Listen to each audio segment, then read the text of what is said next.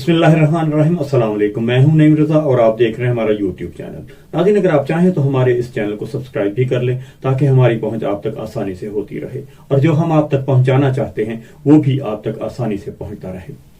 مشتعل ہجوم کی طرف سے قانون اپنے ہاتھ میں لیتے ہوئے توہین مذہب کے نام پر قتل کی وارداتیں پاکستان کے لیے ایک بڑا چیلنج بن چکی ہیں۔ جب تک ان مجرمان کو قانون سے بچ نکلنے کا موقع ملتا رہے گا، تشدد کا یہ سلسلہ رک نہیں سکتا، یہ بڑھتا چلا جاتا ہے۔ لوگ کہتے ہیں کہ وہ ذہنی معذور تھا، پگلا تھا، لیکن جب ہم نے اس کی تصاویر دیکھی، اس کو درخت کے ساتھ باندھ کر مارا گیا اور اس کے بھائی کے بقول اس کی انگلیاں بھی کاٹ دی گئی ہوئی تھی اور لوگ مرنے کے بعد بھی اسے پتھر مارتے رہے، تو میں سوچنے پہ مجبور ہو گیا کہ پاگل وہ تھا یا ہجوم۔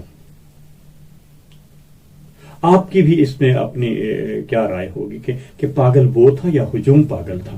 مردان میں مشال خان کی بھی انگلیاں کاٹ دی گئی تھیں، آپ نے وہ بھی سنا ہوگا، دیکھا ہوگا، اور سیالکوٹ میں پرینتھا کمار کی راکھ پر بھی جوتیاں برسائی جاتی رہیں۔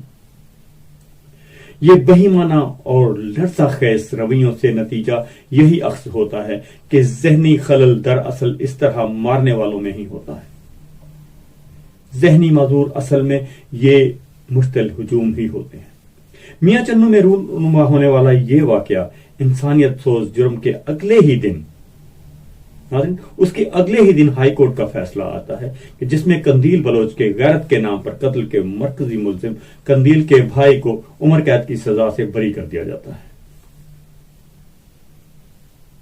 اسی دن سینٹ میں سینیٹرز نے خانیوال بلاسفیمی قتل کیس کی مذمت کرتے ہوئے ایسی پرجوش تقریریں کی کہ در و دیوار ہل گئے۔ سینیٹرز نے فرمایا کہ ایسے واقعات کے بارے میں برسوں سے سن رہے ہیں، کیا ان پر دکھ کا اظہار کر لینا کافی ہوگا؟ سر ندامت سے جھک جاتا ہے، وغیرہ وغیرہ۔ تو جناب، عرض یہ ہے کہ تقریروں سے در و دیوار ہلا دینے کی روایت بہت فرسودہ اور پرانی ہو چکی ہے۔ اگر قانون بنانے والے ہی ملک کے اعلیٰ ایوانوں میں بیٹھ کر یہ سوالات اٹھائیں گے تو ایسے بھیانک جرائم کا ذمہ دار کون ہوگا، اور ان کو روکا کیوں نہیں جا سکتا یا کیوں نہیں ان کو روکا جا رہا؟ تو عوام یہ سوال کس کے پاس لے کر جائیں؟ جن صاحب اقتدار لوگوں کا کام جواب دینا بنتا ہے وہی سوال اٹھا رہے ہیں۔ اگر حکومت، ریاست اور ادارے انتہا پسندوں کے سامنے اتنے بے بس اور لاچار ہو چکے ہیں تو بتاتے کیوں نہیں کہ ہم سے نہ ہو سکے گا؟ تو پھر آپ کو یہ مان لینا چاہیے کہ آپ سے یہ نہیں ہو سکتا۔ وہ یہ سوال ان شدت پسندوں سے کر رہے ہیں جو ان جرائم کے ذمہ دار ہیں، یا وہ یہ سوال عوام سے کر رہے ہیں؟ اگر ان تقریروں کا مقصد محض تسلی اور دلاسے اور اللہ کو یہی منظور تھا، خالی یہی باتیں اور کرنی ہے، تو پھر جان لیجئے کہ آپ نے اس کھائی کی جانب دھکیل دیا ہے۔ تو پھر جان لیجیے کہ آپ نے اس ملک کو کھائی کی جانب دھکیلتے ہوئے مذہبی شدت پسندوں اور جنونی گروہوں کے سامنے گھٹنے ٹیک دیے ہیں۔ ایسی صورت میں حکام 128 افراد کو پکڑنے اور 300 نامعلوم افراد کے خلاف مقدمہ درج کرنے کی بجائے 1,28,000 مشتبہ افراد کو بھی پکڑ لیں، تب بھی یہ مسئلہ حل نہیں ہوگا، کیونکہ یہ 1,000 یا 1,00,000 کو پکڑنے کا سوال، یہ 23 کروڑ اس قوم میں پلنے والی اس شدت پسندی کو ختم کرنے کا سوال ہے جس کی ہم نے بڑی محنت سے آبیاری کی ہے۔ وزیر اعظم عمران خان اسلاموفوبیا کے نام پر اگر صرف دوسرے ملکوں میں مسلمانوں کے ساتھ برتے جانے والے بدتر سلوک پر آئے روز بات کرتے رہیں گے، جبکہ اپنے ملک میں توہین مذہب اور غیرت کے نام پر مار دیے جانے والوں کو ان کے لیے کوئی اقدامات نہیں اٹھائے جائیں گے، تو یہ عمل ایسے لوگوں کی حوصلہ افزائی کرتا رہے گا اور وہ مذہب کارڈ کو استعمال کرنے کی روایت کا سلسلہ کبھی نہیں روک سکیں گے۔ یہ سلسلہ جاری رہے گا۔ مشتعل ہجوم کی طرف سے قانون اپنے ہاتھ میں لیتے ہوئے توہین مذہب کے نام پر قتل کی وارداتیں اس ریاست کے لیے ایک بڑا چیلنج بن چکی ہیں۔ ہم اس چیلنج سے اس وقت تک نمٹ نہیں سکتے جب تک ملکی قوانین اتنے کمزور ہوں گے کہ جو مجرمان کو سزا سے بچ نکلنے کے راستے فراہم کرتے رہیں گے۔ اس کی بڑی مثال حالیہ 2 کیسز ہیں۔ مشال خان اور قندیل بلوچ دونوں مقدمات میں ریاست نے فریق بننے کا فیصلہ کیا، لیکن اس کے باوجود مجرمان بچ نکلنے میں کامیاب ہوئے۔ توہین مذہب کے قانون میں کئی سخت سزاؤں والی شکیں ضیاء الحق کے دور میں شامل کی گئی تھیں، جس نے لوگوں کے لیے قانون اپنے ہاتھ میں لینے اور توہین کے الزام کا سہارا لے کر لوگوں کو مارنے میں مزید آسانی پیدا کر دی تھی۔ جب کوئی ایک ایسا واقعہ رونما ہوتا ہے تو حکام کی طرف سے کہا جاتا ہے کہ اس قانون میں ترمیم کرنے کے بارے میں سوچا جا رہا ہے، ایسا قانون بنایا جائے گا جو کوئی توہین مذہب کا غلط اور جھوٹا الزام لگائے گا تو اس کو سزا دی جائے گی، لیکن زمینی حقائق جو ہیں وہ یہ نہیں، ابھی تک کچھ بھی ایسا نہیں کیا گیا۔ نصاب سے شدت پسند مواد کو ختم کرنے کی بات بھی کی گئی تھی، لیکن اس پر بھی کوئی عمل نہیں ہوا۔ الزام جھوٹا یا سچا، زیادہ تر کیسوں میں تو الزامات کی صداقت جاننے کی نوبت ہی کہاں آتی ہے۔ اکثر واقعات میں تو مقدمہ عدالت تک پہنچنے سے پہلے ہی ایسے افراد ہجوم کے وحشیانہ تشدد کو برداشت ہی نہیں کر سکتے۔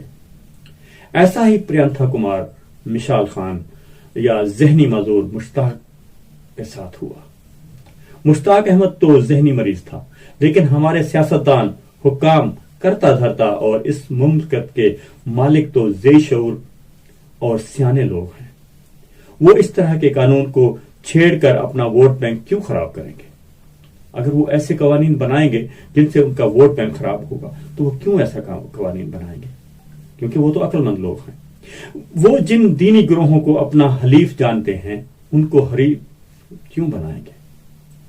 کیسے ان کو اپنا حریف بنائیں گے؟ یا اپنا اثاثہ خود اپنے ہاتھوں سے کیوں لوٹائیں گے؟ 20 سالوں میں توہین مذہب کے ہاتھوں چند درجن لوگ مارے گئے تو کیا ہوا؟ ان کے لیے 5 برسوں کے لیے 30 کروڑ نفوس پر حکومت کرنے کا خواب ہجوم کی طرف سے مار دیے جانے والے ان چند انسانوں سے کوئی میل نہیں رکھتا۔ اگر آپ کا پلان اتنا لمبا حکومت کرنے کا ہو تو اس میں اگر چند درجن لوگ مار دیے گئے تو کیا ہوگا؟ ان کے لیے کوئی بڑی بات نہیں۔ ہمارے ملک میں فوری انصاف کے حصول ناممکن ہے اور لوگ فوری انصاف کے تصور سے ہی مایوس ہو چکے ہیں، لیکن موب لنچنگ کے کسی بھی ایسے واقعے میں ملوث افراد فوری انصاف کے حصول کے لیے ایسا نہیں کرتے، کیونکہ ایسے واقعات صرف مذہب یا غیرت سے جڑے ہوئے معاملات پر ہوتے ہیں۔ ایسے جرائم کرنے والے ایک خاص شدت پسند جنونیت کے زیر اثر اس طرح کے جرائم کے مرتکب ہوتے ہیں۔ یہ جنون ان کی رگوں میں بچپن سے بڑے ہونے تک ایک زہر کی مانند داخل کیا جاتا ہے۔ ایک زہر ہے جو ان کے اندر داخل کیا جاتا ہے، جس میں ان کو یہ پڑھایا اور بتایا جاتا ہے کہ مذہب پر کوئی اختلاف رائے برداشت نہیں کیا جا سکتا۔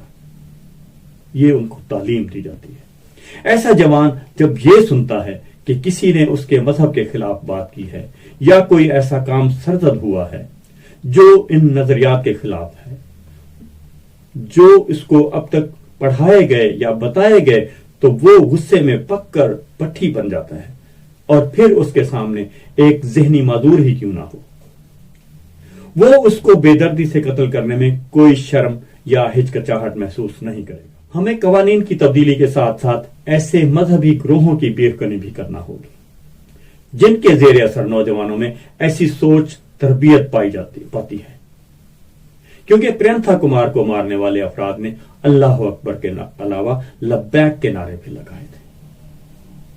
وہ نعرے لگائے تھے اور اس کو قتل کرتے وقت جس کی ویڈیو وائرل ہوئی تو لوگوں نے سوال اٹھایا کہ مذہبی جماعت تحریک لبیک کے نعرے لگا کر یہ قتل کیا گیا ہے، تو اس جماعت سے باز پرس کی جائے، اس جماعت سے پوچھا جائے، لیکن حکومت اور ریاست میں اتنی سخت کہاں، بلکہ اس پر پردہ ڈالنے کی کوشش کی گئی۔ جب تک ہم ان جرائم پر پردہ ڈالتے رہیں گے ہماری آنکھوں اور عقلوں پر پردہ پڑا رہے گا اور اس ملک کے لوگ اسی طرح بے دردی سے مارے جاتے رہیں گے، اسی طرح مذہب کے نام پر خون ہوتا رہے گا۔ ناظرین، اگر آپ کو آج کی ہماری یہ ویڈیو پسند آئے، آپ اس سے متفق ہوں اور اپنی رائے سے ضرور ہمیں مطلع کیجیے گا۔ ملتے ہیں ایک اگلی ویڈیو میں، تب تک کے لیے اللہ حافظ۔